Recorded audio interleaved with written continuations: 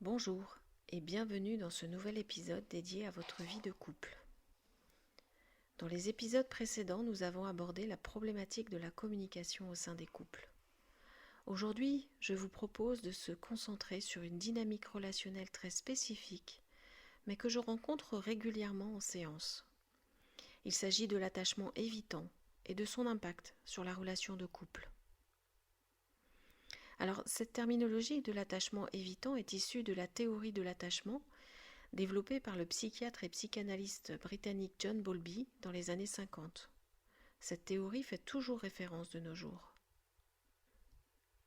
Essayons tout d'abord de comprendre ce qu'est la dynamique évitante. Elle nous explique que si nous avons tous un besoin fondamental de connexion, la personne ayant un style d'attachement évitant a appris souvent inconsciemment à minimiser ce besoin. Pour ces personnes, l'intimité émotionnelle est synonyme de perte d'autonomie ou de vulnérabilité, ce qui peut être perçu comme un danger. L'évitement devient alors un mécanisme de défense pour maintenir une distance sécurisante. Dans une relation de couple, cela se traduit par une priorité absolue donnée à l'indépendance et à l'autosuffisance. Le partenaire évitant peut avoir du mal à dépendre de l'autre ou à le laisser dépendre de lui. Alors, comment cela se manifeste dans la relation ? La dynamique évitante se manifeste de plusieurs façons et elle est toujours une source de confusion et de souffrance pour l'autre partenaire.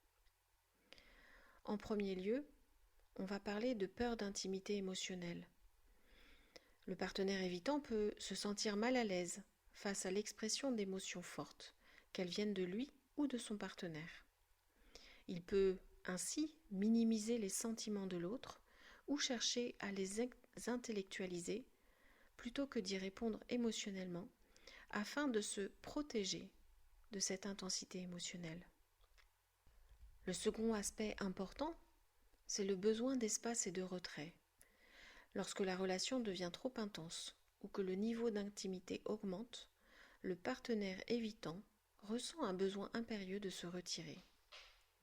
Cela peut se manifester par un investissement excessif dans le travail, les loisirs ou simplement en créant une distance physique ou mentale. Face au conflit ou à une demande de discussion émotionnelle, le partenaire évitant a tendance à se couper. Il peut refuser de parler, adopter une attitude passive, voire quitter la pièce. C'est ce que l'on appelle parfois le stonewalling, dresser un mur de pierre. Pour le partenaire évitant, c'est une stratégie pour éviter la confrontation et la surcharge émotionnelle qui en découlerait. Pour l'autre, cela peut amener un vécu de rejet ou d'indifférence.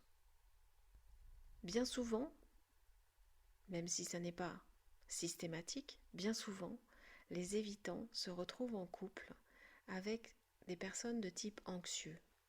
Et nous entrons alors là dans une danse extrêmement difficile à vivre pour chacun des deux partenaires.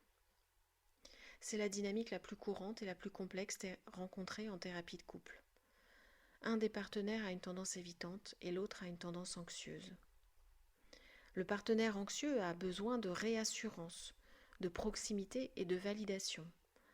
Il a donc tendance à poursuivre la connexion. Le partenaire évitant, lui, a besoin de distance et a tendance à fuir la pression émotionnelle. C'est cela qui crée une danse douloureuse.